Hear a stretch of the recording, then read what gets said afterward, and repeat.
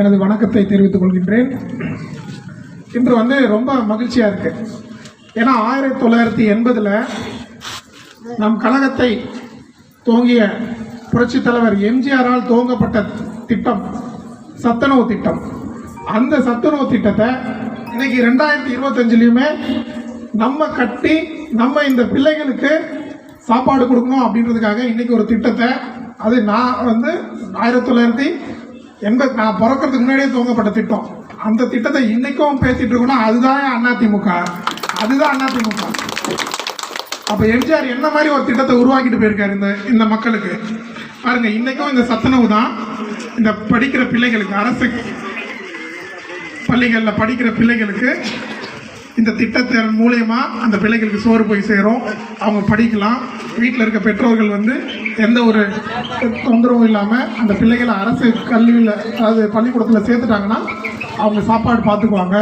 நம்ம பிள்ளைகள் நல்லபடியாக படித்து வந்துடும், அந்த பிள்ளைகளுக்கு ஒரு உயர்வு ஏற்பட்டுரும் அப்படின்ற திட்டம் தான் இந்த சத்துணவு திட்டம்.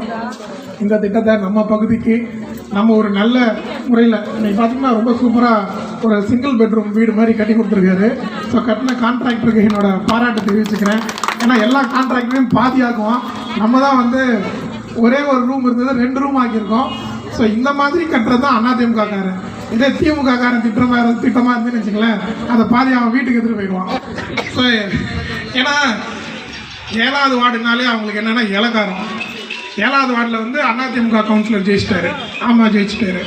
ஜெயிச்சதுக்கு எதுக்காக அதிமுக கவுன்சிலர் இந்த மக்கள் ஜெயிக்க வச்சாங்க கொஞ்சம் சிந்திச்சு பாருங்க.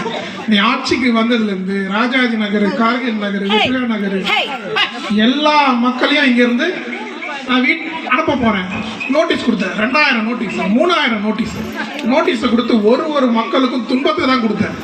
அந்த கரையோரம் ஒரு அம்மா, ஒரு வயசான பாட்டி ஒன்று இருக்கும். என்னை போனாலே என்னை இங்கே நிம்மதியாக இருக்க வைப்பா, நாங்கள் கஷ்டப்பட்டு இந்த இடத்துல வீடு வாங்கிட்டு வந்திருக்கோம், கஷ்டப்பட்டு நாங்கள் கட்டியிருக்கோம், நாங்கள் உழைச்ச காசு போட்டு கட்டியிருக்கோம், எங்களுக்கு எந்த நிம்மதியே இல்லையம்மா அப்படின்வாங்க. அந்த மாதிரி இருக்காங்களா? என்னை பார்க்கும் போதெல்லாம் கேட்பாங்க. அதான் அந்த பாட்டி எனக்கு அந்த கரையோரம் இருப்பாங்க. சரி, இவங்களுக்கு எல்லாருக்குமே இந்த ஆட்சி 2021 இந்த ஆட்சி விடிய தரேன் வீடு வாசலை பிடுங்கிறதுக்கு வந்துட்டான். சரி, இதுக்கப்புறம் இந்த மக்கள் என்ன நினைச்சாங்க, இங்கே ஒரு இடத்துலயாச்சும் அதிமுக இருந்தால் தானே நம்மளால காப்பாற்ற முடியும் அப்படின்ற எண்ணத்தில் என்னை ஜெயிக்க வச்சாங்க.